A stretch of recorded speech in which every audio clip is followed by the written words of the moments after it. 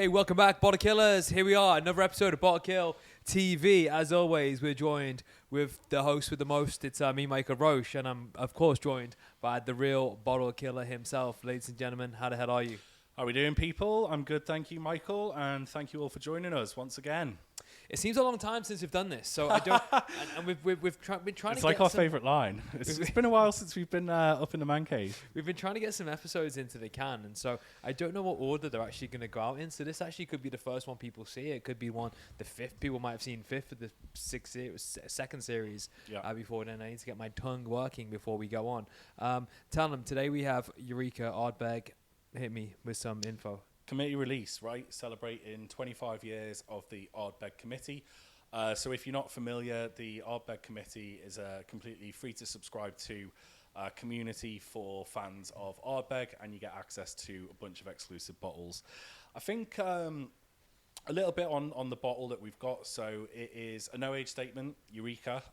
It is comprised of bourbon casks and a malted barley spirit, and it's been finished in PX casks, or a marriage of PX casks with the bourbon casks. So it shows a lot of promise, right? It's bottled also at 52.2%. So a good solid ABV. It came in at a nice price point, which was £72. I'm sure we can discuss that. That's one of the things that often, people tend to raise with, especially with the committee releases with Ardbeg, is they've been seeing a lot of no-age statements coming in at, £150, well over £100. So I think people are quite excited about this one because it's at a good price point. It's got MPX sherry casks, so, maybe it's going to be on some kind of like Ugadal type level. I'm excited to try it. But yeah, I think enough said on the bottle there. Yeah, they weren't supposed to make it past 25. The joke's on you. We still alive. So, I guess we'll. It's interesting because when I first read the sort of the little brief about the thing, I did think Ugadal in my mind. Actually, on reflection of PX, they have a PX in their range, which is the Anoa. Okay. Which is Anoa is kind of like a mystery to me. I think it's I have a bottle in my mum's, and so I have it like probably once every 6 months when I still can't put my finger on what it actually is. And so it's sometimes I like it, sometimes I don't. It's a real mood. Are you in the mood for it? I always thought Anoa had some virgin oak in there as well. So maybe it's like one of those where it's like a marriage of a few different. Yeah. Whereas it's Oloroso sherry is Ugadal. See, Oloroso's my personal favourite. Like that's the sherry that really talks to me. Like the drier PX tends to be more on the sweeter side. Mm-hmm. So yeah, but nevertheless, like definitely anticipation, excitement. It shows a lot of promise. Yeah, 25 years to the Ardbeg Committee. So congratulations to Ardbeg and to Slanger, Jackie and everybody spearheading that. We raise a glass. We raise a glass. Yeah. So yeah, congratulations. I think congratulations is in order. And yeah, give me the nose. What are you saying? Well, just kind of acquainting. Getting sort of some brown sugar, some dried fruits, like naturally, as you'd expect. It's quite a bit of sweetness to it as well. But yeah, definitely those darker kind of fruits, plummy, the classics. I wouldn't say it's not really. I'm not getting any kind of Christmas cake vibes that you would usually associate with a sherry cask. More of that kind of like brown sugar. Again, sticky, jammy kind of fruits. Like a strawberry. Strawberry? Yeah, like strawberry jam. No, not quite. Maybe more like blackberry jam. Okay. Bit darker. Yeah, a bit strawberry in there. What about the smell? Because usually Ardbeg is one of those ones that really hits you. It's got a very distinctive smell. How's that coming across? Because I've actually heard this one's actually going to be a little bit more toned down than usual. That bottle's been open for a few weeks, so it's had a bit of time. So it's settled, which is we don't usually record these when they've just been opened. They're usually neck pours. So what are you saying with the smell? Do you think it has become a bit more Ardbeggy than maybe some of those early reviews when they just opened the bottle a few weeks ago? No, I'd say if anything less. Like the peat on the nose, and the Ardbeg characteristics are less prominent than I would say if you think of a, the 10-year-old or Ugadal. I'm getting it more strikes me like not a space-eyed sherry cask, but like just a typical kind of sherry cask. There's a bit of an undertone of smoke. I'm getting a lot of the classic Ardbeg in there. If you really get your nose in there, I gotta say it's Ardbeg for me. No, I stick my nose deeper into the glass. I get more kind of like furniture polish. I've had burnt tires. I've had a warm-up dram today. Burnt rubber. Brine. You get that sort of like that. There is some brine. Yeah. That burnt maritime brine. Definitely some of the maritime notes. Yeah. The kind of classic. Salty, briny. So very, very Ardbeggy, I'd say. But with it's interesting that the bottle's been open a while, because we usually do the new releases hot off the press, and I think we did try to have a hot off the press review of the Eureka, but it went a little bit wrong, and it was maybe not one that we could put on YouTube, but we can maybe put some clips into this review. Okay, maybe we go for that now to see Eureka in action. So am I. Just got to open it. It's already there. It's already poured. You sure? Yeah, what I wanted to do is I wanted to give it a little bit of airtime before. I wanted to let it breathe beforehand. Well, that's opened. That's opened. Really? So yeah, first drop. No, Now we're back after that. I hope you enjoyed that little crapshoot of whatever that was.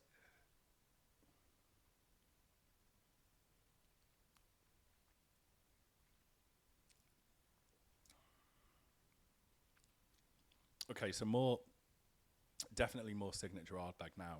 Definitely on the taste. As I say, unquestionable on the palate. That is Ardbeg. You could put that in front of me, blindfolded, after smoking like a 20-pack of Marlboro Gold and destroying my taste buds, and I'd still know that was Ardbeg. Yeah, there's just such a signature footprint they have. It's all over that. I'm not actually getting that much sherry. No. This is kind of more of and actually a lot of people online that I saw that reviewed it, they said it didn't drink like a 52, but I'm actually finding it a little bit spiky, a little bit. So it's interesting that you say that, because when we first tried it, from what I can remember of the first time that we tried it, I remember it came across to me as being quite spirity, and gave me the impression that it could be quite a young dram, and that maybe the sherry hasn't integrated as much with it. So maybe the sherry cask hadn't imparted as much flavour, so it was coming across like quite sharp, quite spiky, like you say. Now today, having it's been open, as you say, 2-3 weeks, whenever it came out, I'm actually enjoying it more than I did when it was initially opened. You really enjoyed it that first time, though. Well, I was on another planet that first time. Yeah. It's not like you ever didn't enjoy it. I had a good time. We all had a good time. You know me. We like everyone to have a good time. It's one of our favourite phrases on the channel. It's got a certain sweetness coming into it now. There is sweetness, but it's still like you said. I don't think it's integrated too much. If this was a recommendation for somebody, I heard somebody say online before, I think it was Whiskey Friend. He said he'd recommend this Ardbeg for people that like the bourbon casks Ardbeg, as opposed to people that like the sherry cask Ardbegs, the more sherried Ardbegs like the Ugadal and the because it just has that it doesn't have that much of a sherry. That's a fair point. Yeah, there is it. And considering it's PX, there is a bit of dryness to it, but it's more like dry and oak spice.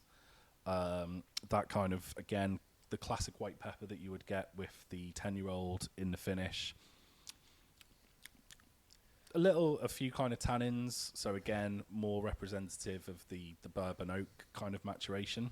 There's a lot of that black pepper on it, doesn't it? Or the white pepper. Yeah. More of a white quite pepper. Peppery. Yeah, there is definitely and just that sort of texture of white pepper. When Yeah. when it goes into your mouth, it's kind of that texture. Yeah. Yeah, definitely.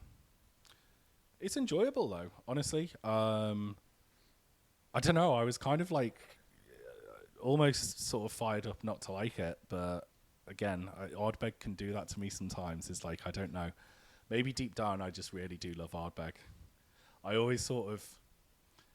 You remember the Spectacular? I kind of came into it. I was a bit annoyed because I think it was like only a 46% or 43% or something. And then I expected not to like it, but I really did. And I'm not saying, look, this is not for me. This is not like an all-time Ardbeg. Probably, you know what we should do is...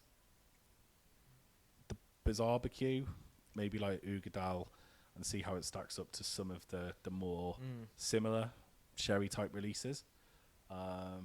That'd be a good thing to do. I mean, we've got quite a few drams to get through today. Maybe that's one for a future episode. But yeah, I was just going through my collection the other day. I was trying to put some out. I was trying to have a little rearrange and see how many bottles that I have now. And I couldn't believe how many Ardbegs I've actually got. I've probably got about 11, 12 bottles of Ardbeg, and I've probably got 70 in my collection. And like, so, you got 11, 12 Ardbeg. And I was like, oh man, it's just, but I can't remember a lot of them, in terms of the anamorphic, the spectacular, the hardcore. I remember the Hypernova. I was a big fan of the Hypernova. I loved the Corey Beckin, of course. I like the Ugadal. 10-year-old is a buy. I know, as I said, it always confuses me because I don't try it regularly enough. Mm-hmm. The Wee Beastie is so far gone in my memory. Well, it's easy enough to... I haven't had a bottle for years of that stuff. To replace it. I've got most of them there. A couple of the committee releases that are open on the shelf. The one I actually bottle killed, the Ugadal, not too long ago. I need to replace that, but... To be honest, there's just been too much whiskey turning up at Bottle Kill headquarters this week, so it's going to be a while until I get a backup of the Ugadal. Yeah, so well, I think it's a fine whiskey, It's and compare, and sometimes you're price sensitized, and so when they drop a committee release from £120 to £75 or £72, whatever this one was, then it feels good. It feels like that's definitely worth 70, even though if you compare that with different bottles getting released at 70, you may be able to find better value. But if you like Ardbeg and you want a nice celebration of the committee, 25 years, I don't think it's too bad. Yeah, I think the other thing is as well is the committee releases are far more accessible now. There used to be a time when you'd log on to the portal, you'd have to be in a queue, like, it's like Oasis tickets. Yeah, exactly. Am I even going to be able to get one? And you'd quite happily pay the whatever they wanted to charge, £150, Hypernova, etc. And nowadays, I don't know whether they're just making more of it or people have just kind of felt a little bit, what was the word you used, like price gouging? That like people are a bit upset that like price sensitized. They've been sort of taken advantage of, like, oh, we can just charge whatever we want because people are going to buy it anyway because it's Ardbeg. And I think it's nice to see them coming down and sort of maybe because like we said, the people at the distillery are incredible, and hopefully like it's some of that has got through. Like, how do we reconnect with the fans? Like, what is the committee about? How do we reconnect with the people that matter? And we do it over a really nice whiskey. Well, I heard that they took a few thousand of little 50 centimeter samples and just sent them out to people of the Eureka, and just randomly they selected how many committee. They must have 100,000 committee members or something. They just randomly sent a few thousand a little sample. So if there's little cute things like that is happening, I think that's a distillery heading back. They know where they're headed and what they want to be, and they want to be known for being proud of that committee that they have. And I think in terms of the whiskey, it's not, for me, it's not a slobber knocker, but it's a solid 7 out of 10. It's not a mind blower, is it? It's enjoyable. I think it still needs a little bit of figuring out. As I say, I think it's the age. I think it's just the age. It's pretty complex as a whiskey, actually. It's just because how many notes did we have? We had a lot of notes there, so that shows there is a complexity. But it's the you can tell it's young in terms of it's just not as much sherry as there should be. Yeah. For an integrated cask. Yeah, for a PX, what I will say is I agree. I probably, I'd score it similar, maybe 6, maybe 7 out of 10. 10 being like, all time Holy Grail whiskey, Glen Scotia 25, 10 out of 10. But yeah, sort of mid to 6, mid 6s to sort of 7. But I would like to see more of the PX influence. It's got some sweetness to it. It's got some fruits, again, sort of going like from the nose with the dark fruits, very sort of subdued smokiness. Straight in, you get that sweetness, you get the smoke. There's more kind of like dried apricots kind of flavors, so sweeter fruit flavors coming through that are balanced with some of that smokiness, that ashiness, that brine, saltiness. Finish, again, we talked about it being peppery, quite fizzy. You do get some of the youth coming through and some of those tannins as well, a little bit of bitterness, like old coffee grounds and those kinds of flavors, probably more from the bourbon side. I would like to see a little bit more of the PX influence, a bit more fruits, chocolate, in the actual body of the whiskey. But overall good, yeah, solid dram. Yeah, just a bit more of something that it's one where I know it. I know exactly what it is, just through tasting it. Like you said, if you blindfolded me and poured me a dram, I would know exactly what it is. Like you would with the Korvekin, like you would with the 10-year-old, like you would with the Ugadal. I'm so confident. Like I'd know of a Lafroig. Yeah. Like you'd know of a Lagavulin. Can it? Sometimes, and I think this is sometimes maybe it's where they can play and experiment a bit more with the committee releases. Is can they find something where they can really put their stamp on it and be like, this is a real thing that's new. Yeah. That we want the committee to be proud of and share. Mm-hmm. Well, again, and I suppose like closing out just on Ardbeg overall. I know there's a lot of awards out there, but the World Whiskey Awards, I don't know if you saw the other day, the 17-year-old, the re-release, actually was awarded Best Islay Single Malt. And that's an interesting one because I'm really on the fence about getting a bottle. It's not cheap. I think that was released as a committee release as well. You can get it. It's accessible in like online stores. You can get it probably for around £150. I haven't seen it much cheaper than that yet, but I'm hoping the price will come down at some point. Well, people talked about it was 40%, if I remember right, and that was 40%. Exactly. That was the stickler that exactly. people got annoyed about. Yeah. So this is the thing, but the reason why they did that is because the original was 40%. Yeah. So they've done it to keep it consistent. Again, not to sort of dilute it down and it's to recreate classic. It's to recreate the classic. So I'm very intrigued by it. I think I will eventually get a bottle of it, but I'd like probably a little bit less. I mean, 150 for a 17-year-old Ardbeg is not disgraceful. I think it's good. I paid 270 or 200, at least 225. Can't remember now for the 19-year-old. One of the editions of the 19-year-old, but they're more cask strength, right? This is 40%, so I think they could come. Yeah, but price a little bit. But it's good because gone are the days where when we first started getting into whiskey about 2020, 2021, it was a thing where as soon as the Ardbeg left the warehouse, it was worth £500. Instantly a committee release, wasn't it? Whereas that's not. You still get these pretty cheap now. Yeah. Relatively, that is. Yeah, and another thing that I will say is that I used to be very much cask strength or nothing, but I've more sort of like I can appreciate a whiskey that's 43%, 46% now, just as much as I can, a 50-odd% cask strength monster. So I think I'm about at the right time in the journey to probably appreciate a 40% 17-year-old Ardbeg. We didn't actually get any of the samples of the Eureka, so we weren't involved in the selection process. But if anybody from Ardbeg is watching, you're more than welcome to send us a sample of that beautiful best Isla single malt 17-year-old, and we'll give it a try on Bottle Kill TV for you. How about that? That's an offer they can't refuse. How can they say no? And if they do say no, I'll go back to Isla and put a horse's head in the bed. maybe Bill Lunston is watching. Maybe Bernard Arnault is sipping a 17 and thought, we'll make it happen. We'll let the bourgeoisie have it. You come to me on my daughter's wedding day. You don't even offer me coffee. You don't even offer me the 17-year-old. Yeah, we'll do it. So okay, super. Well, that was one. I think we kind of mixed up the 2-minute review we usually do, but I reckon we've said enough. And so I'll say, Bottle Killer, take them out.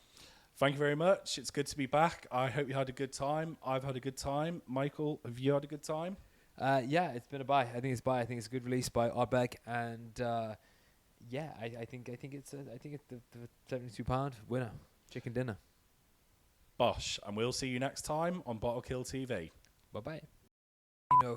John Lennon once had a lyric, "Nothing's gonna change my world." What about this whiskey? Is it would it change your world? No. Have you ever had a whiskey that's changed your world? Yes, I have. Canadian Club.